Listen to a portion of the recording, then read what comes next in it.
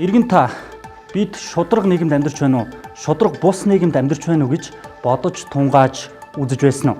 Өнөөгийн нийгмийн өнгө төрхийг хараад үзэхээр шудраг гэхээсээ илүүтэй шудраг бус нийгэмд бид амьдарч байна. Үүний нэг тод жишээ бол албан тушаалын авилгын хэрэг. Албан тушаалыг ханцуунда наймаалцаж төр мөнгөний өмнө үнгүйдсэн нийгэмд бид амьдарч байна. Мөнгө улс төрд зүү бусаар нөлөөлж авилга албан тушаалын хэрэгт улс төрчид холбогдсон мэдээлэл цөөнгүй хөвөрсөөр байна.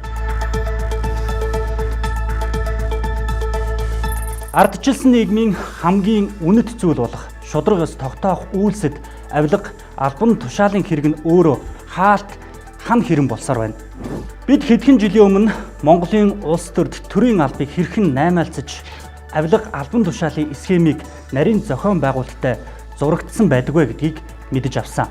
Энэ бол 60 тэрбумын дуйлаанд хэрэг. Ер нь нийслэлээс нэг 60 тэрбум гэсэн. Том номын хэмжээ.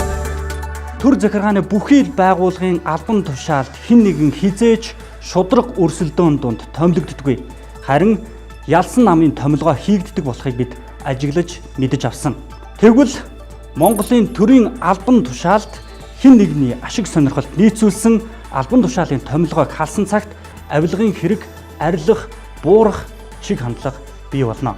Зөв зөвд шудраг зөв.